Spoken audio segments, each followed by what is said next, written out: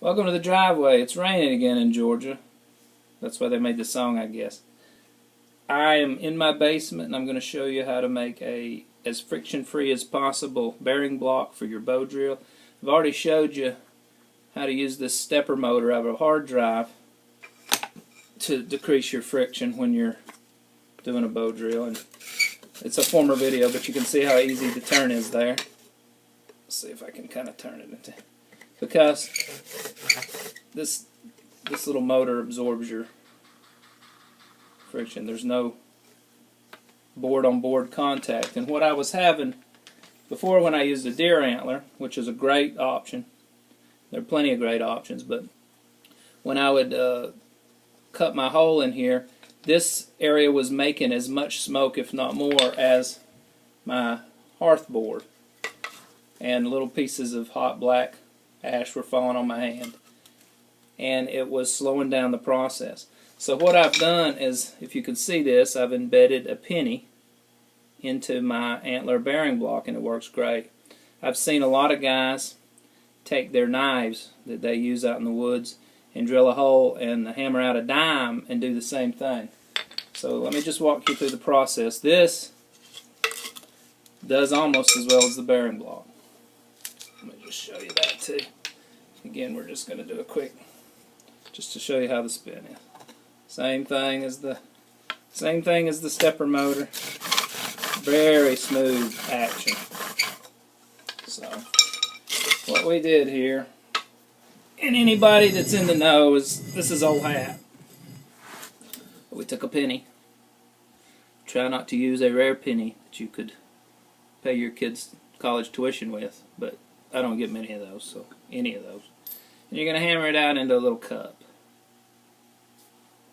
So I've got this nice little rounded hammer that makes it short work. I just hit in the middle. I'm just going to hit in the middle over and over again and enjoy the sound. I might even sing, hey, hey, hey, hey. Okay, I'll spare you that. My little boy likes it when I do that, though. So you're just hammering. The penny will move a little bit, but try to get towards the middle. And in no time at all, you're going to have enough of a little cup. That copper is pretty malleable, and, well, how much copper is really in it anymore? These are somewhat older pennies. I don't think it matters, though. And like I said, some people use dimes for their knives, their knife handles, and create the same sort of thing. They just use their knife handle as the bearing block. And then what I've done is I've taken a Dremel, and this is the kind of bit. You can see that. It's a rounded bit. And I have just removed the material from the antler in enough quantity that this penny that is now made into a little cup will fit inside that hole.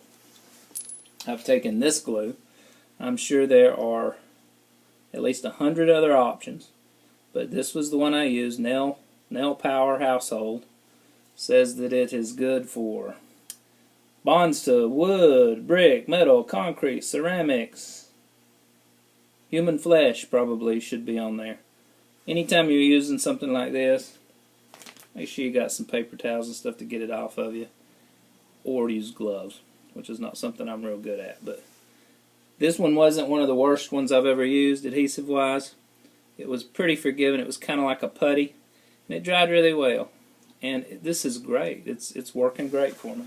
So let me just do a little quick demo.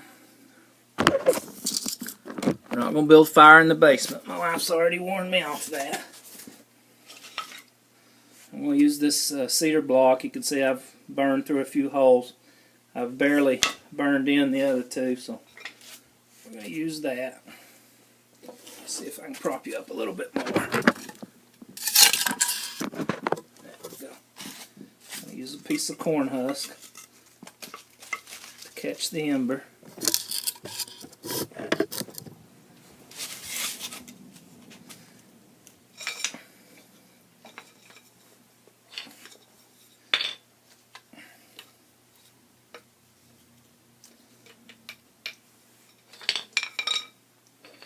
I use my cedar stem, cedar on cedar today. And this, we're just going to get, I like to hold it like that. And it is a very good, that squeaking is from the board, not from the bearing block, and that's what you want. Already getting smoke.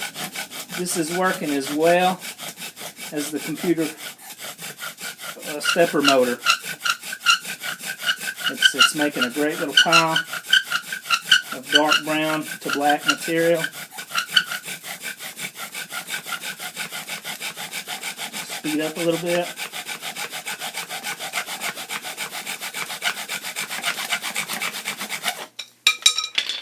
And there we go. Now, all that's left is to let this become the ember we want it to be. Be all that you can be, little ember.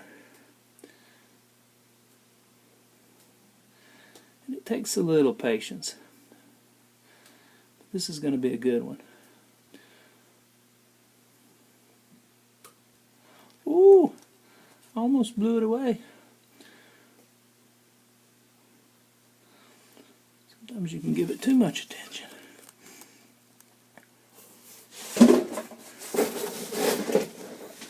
Okay, we're going to see some red here in a minute.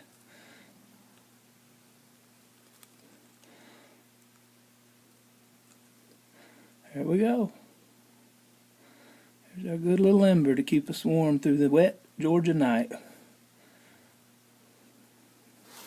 Alright, now, because I don't want to get divorced for burning my house down, that's all we're going to do with that. But I will show you, if you're in the woods and you find sheds, the part of, this is the part I like to use.